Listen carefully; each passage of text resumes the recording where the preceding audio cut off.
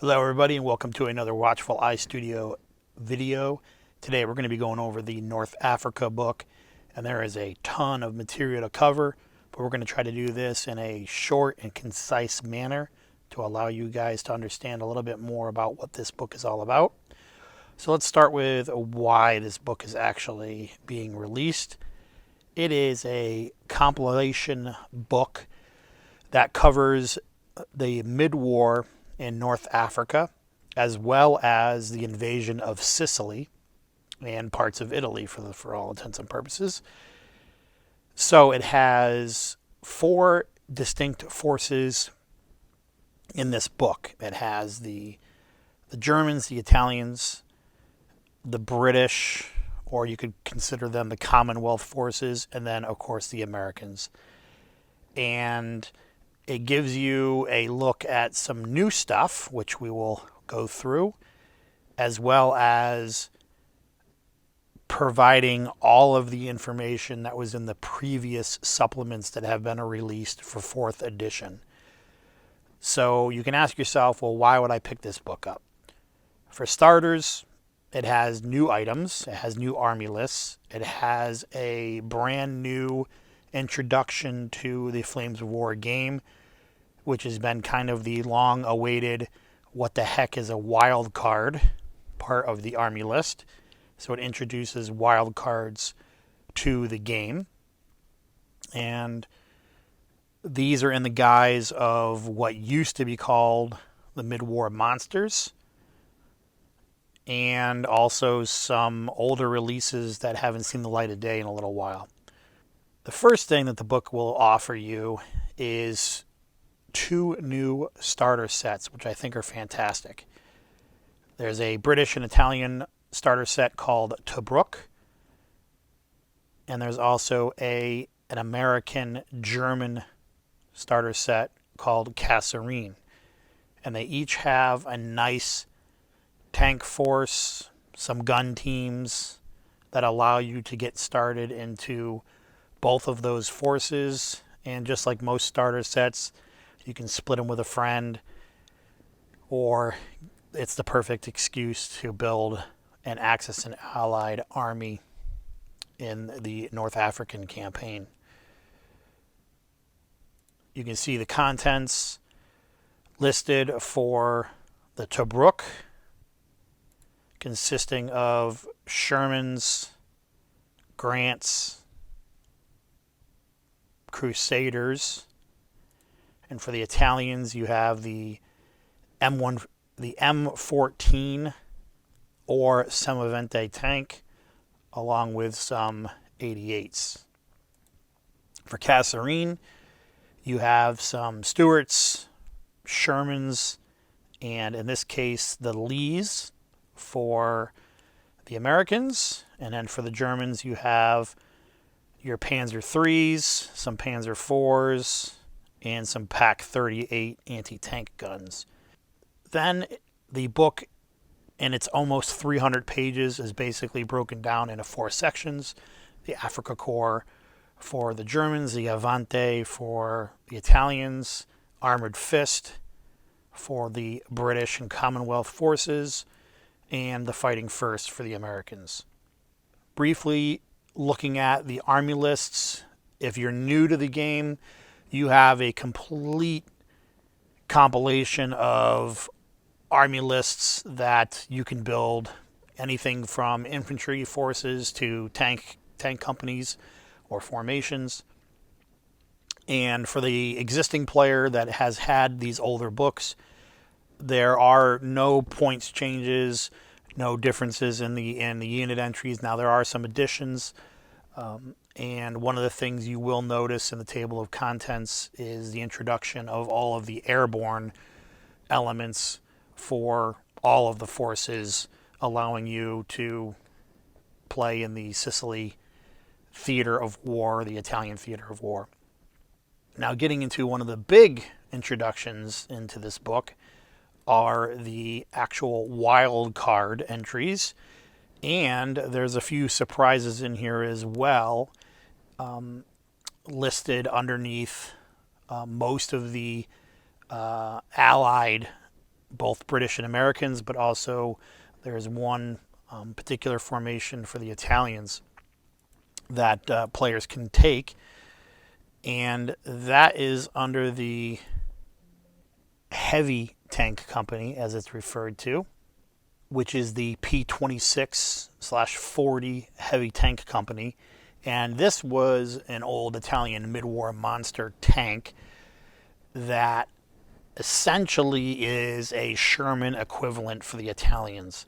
So not really a heavy tank per se, but its functionality would be in the guise of a Sherman tank, and particularly for how out of date the Italian tanks were, it was a heavy tank for the Italians, to be sure.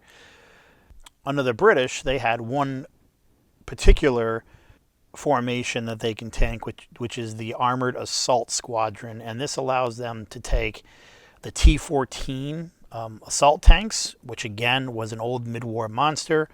It was an American tank that the British ended up essentially borrowing or taking. So the T-14 is unique in the sense that both the British and the Americans can take that tank in different formations in unit entries. And for the Americans, they also have a T-14 assault tank company that they can take.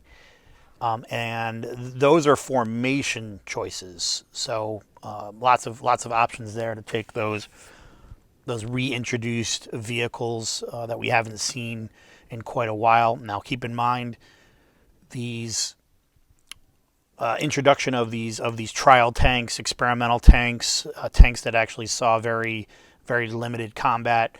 They're still going to be in the resin and metal packaging and manufacturing, so they won't be in plastic like most of what Battlefront is doing. So it's an option out there. It's a neat option, and I think it just adds a little bit of flavor and fun to the game. When we're so used to seeing the unit entries for North Africa, because obviously for most existing players, this is not the first iteration of the North African campaign. So I think it brings some freshness to the book. And getting into the wild card part of the book, they have some unit entries, and the Germans and Italians are kind of lacking in this sense. And I think the main reason for that is a lot of the German elements or these experimental vehicles were out on the Eastern Front. And for the British and Americans in particular, this is really going to be the only kind of mid-war book for them, because the Eastern Front book that will eventually be coming out will be essentially a compilation as well, with the Germans and Soviets in there. I wouldn't be surprised if they also add in the minor Axis powers like the Romanians, Hungarians, and I would assume also the Finns. So there's plenty of opportunity for the Germans to throw their more wild cards into that book, as well as the Soviet ones. So the Germans don't really get a lot in that sense, and really the only entry they get is the Tiger Porsche, which is slightly different than the current Tiger heavy tank platoon. A little bit slower, but it's got the same armaments, and it's pointed at basically the same point cost. So for someone that just wants to field something neat, or they already own the tanks, it's there if they want it. The big thing I think for the Germans is going to be the reintroduction of things like the Dianas, the Soviet captured equipment that may not have been in previous versions of the Africa Corps books, as well as the Bisons, which again was another interesting vehicle that there weren't a ton of them made, but they were a vehicle that did see service. There are some parts of the German list that are quite interesting. And having the Fallschirmjäger in there has a lot of unit entries as well. And one of the purchasing options I think is unique in the Africa Corps catalog is they have a 90th Light Company box that has 3 of the 7.62 millimeter anti-tank guns and then 3 of the Dianas. So it's kind of packaged up, already for you, and it's one of the more unique box sets that would be offered. With the Italians, again, we had the P26/40 heavy tank, and their wild card is also interesting in the sense that it's a vehicle that did see service. There are very few of them. To my recollection, and correct me if I'm wrong, I think it only saw service in Sicily and in Italy, which was the Semavente 90, which is a tracked chassis with a huge, gigantic gun on it. Pretty cool looking vehicle, and it's now a wild card option for that any essential army list could take in the Italian force. And that's realistically it for the Italians. I mean, they have the introduction of the paratroopers, which is great. So it allows you to play both theaters of war. So they have 2 new items, and the rest of it's kind of a revisit. Although the one thing I did notice under the special rules is they have a couple rules missing. The Avante rule in particular was an older rule that no longer exists. So I found that interesting. And again, I could be wrong, but I checked my old book. I did have the old Avante book, and it is missing. So maybe that was a print error, who knows, but it is gone. Moving on to the British, we have quite a few new tank options available. The other thing about the Armored Fish section of the book is it's a compilation of not only the airborne lists, but also the old Desert Rats book, which is included in these army lists as well. So again, it's all one-stop shopping for this book. And the thing that makes this book even better is the price, which is, I believe, being pre-ordered for $35 for a 300-page full color, lots of awesome pictures and paint guides and a ton of army lists. I don't think you can beat the price. I think it's an amazing value for what you get. And if you were missing out on a couple books like I am, it easily justifies spending the money on picking it up. So moving on with the British, you have the inclusion of the paratroopers and the commandos. As I've mentioned previously, their wild cards on top of the T-14s that they can take is they have a Churchill with a fixed 3-inch gun that they can take, which is pretty cool. And again, it's going to be the old resin metal, won't be off the plastic chassis, but it's an option. The TOG 2-star, which is a mean, nasty, ugly looking World War I type tank that was initially designed based on a World War I tanks, and it never really got off the ground. But it's a interesting tank, and it has a big main gun, which is really one of the reasons why you would take it, having a 17-pounder. And then one of my personal favorites is the Boarhound armored car, which realistically it's not an armored car; it's almost like an armored tank. But it acts like a reconnaissance vehicle, which is wonderful. Has a good main gun. It's 8-wheeled vehicle. I just think it looks almost futuristic, but I think it's just it's a really cool tank option to field in any of your forces. And that pretty much covers the British. And then for the Americans, you have, again, the introduction of the paratroopers. You have the Rangers that are also included, that T-14 assault tank company, and actually one of the ones that I did miss, which is another quote-unquote mid-war monster, is the M27 tank company, and this is a heavier tank than the Sherman, and would be an interesting list to take, but they are pricey points-wise, so you're not going to get a lot of them, but it could be a cool formation to play around with. They have a couple wildcard options as well in the M6 heavy tank platoon, and that is a heavier tank for sure. Not quite as heavy as like a heavily armored as like a Tiger, but for American standards, it's a heavy tank for sure. But the one other vehicle that I think is really cool and kind of futuristic looking is the T-55 tank destroyer.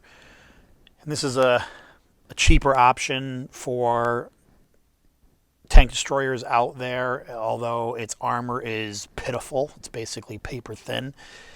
But it has a 3-inch gun on it, which, if you need that extra punch and you can play stealthily with these, they're not a bad option to put out on the table.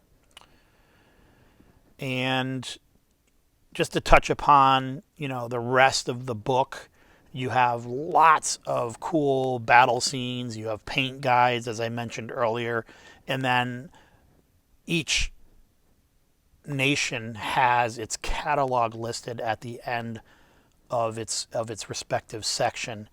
And if you're not into the 2-player starters, like some people aren't, there's going to be army boxes that will be coming out for each nation: the Germans, Italians, British, and Americans. And these army boxes are great because of the value. I mean, the value is absolutely amazing. It is a wonderful way to get into the game, and from previous versions of these army boxes, you're going to be getting probably close to 100 points, and it's just a fantastic way to get into it. And Battlefront's also kind of relaunching all of their plastic sets again, and repackaging some of their existing miniatures for mid-war. So you'll be able to pick up, pretty much everything that you need if you're getting into mid-war, and this is kind of the first time you've had an opportunity to collect your force. And there'll be dice sets and token sets and all the tchotchkes to go along with your with your armies as you collect. And there'll be command cards, and obviously the unit cards, and I think they're going to be doing some different packaging.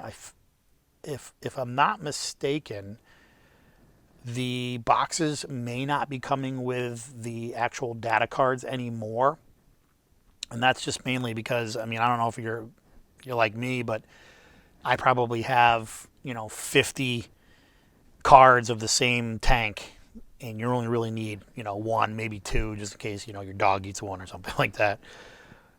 But every box you buy, you get the same cards over and over and over again, and that's a huge printing cost. And with cost of materials and everything going up around the world, I think it's a smart play to, you want the cards, buy the box with all the cards in it.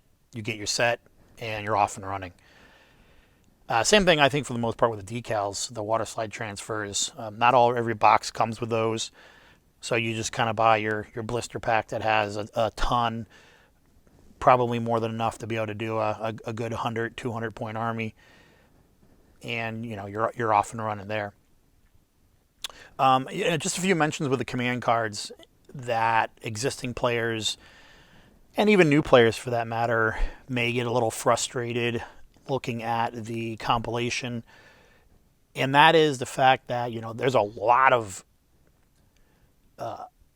miniature types that are missing. There's a lot of nations that are not represented in the book itself, and what the command cards allows the players to do is to field those companies without having to create, 150 more pages in the book to cover those unit entries. And again, I think that's a smart play. You have one card that says, hey, take an infantry company, add or subtract these points, and bang, and now you got an engineer company. So the command cards allows you to do that. There's a lot of heroes and cool interruptions and things that you can also take in those command cards. But the thing I like is that if you want to field, Indians in the desert, or Australians, or field that pioneer company, there are options for you to be able to do that. One of the things, for example, that I have is I have a rather large painted Italian force in continental uniforms, so the kind of the olive green uniform. And even though there are some evidence to say that, when they showed up in the desert, or reserves that showed up in the desert may have been in those uniforms, because, equipment was getting pretty scarce at that point, I could still field these, as well as field them in Sicily, which again, there's some evidence to show that they wore those uniforms in Sicily. But most importantly, I actually painted my Italians with using the fucilari, the fucilari, whatever, however you want to pronounce it, the not infantry that are in the North Africa book. But there are a couple command cards that allow me to use them successfully by just taking one of those command cards. So I think that's just a beautiful consideration for Battlefront and people that had existing armies, to allow them to maintain those armies and be able to play them in games without having to quote-unquote proxy. So that pretty much covers the North African book, what it has to offer, the inclusion of all the accessories and box sets and stuff they're going to be coming out with it. And I think it's great. I've always loved the North African campaign. I think they're going to relaunch some buildings and scenery as well. So this is just really a good time to get into the game in mid-war and have a lot of fun. And I think it's a breath of fresh air before the deep plunge that's going to be essentially the last book for late war. So, and there's a lot of cool stuff coming for that. So get out there, get your North Africa book pre-ordered, get into the game. It's awesome. It is a lot of fun. There's a lot of versatility in the armies that you can build and play with, not to mention the fact that getting a tank company, for example, on the table is incredibly fast. I actually have a video that I did a Soviet tank formation for World War III Team Yankee in 12 hours. So if you want to check out that video, I'll put a link in the description. And I'm also working on a German Deutsches Afrika Korps for North Africa, as well as doing a armored fist army for the British. And I'm just basically doing a hobby, 1 or 2 hours each night, trying to work on these lists to have them painted up and ready for the launch of the book, in the hopes of actually doing some battle reports. So, hope you enjoyed the video. Hope it gave some insight. Check out Watchful IU Studios' other videos. We've done reviews and some painting videos, and we're continuing to grow the channel. So I hope you like it. Subscribe, and we'll see you next time.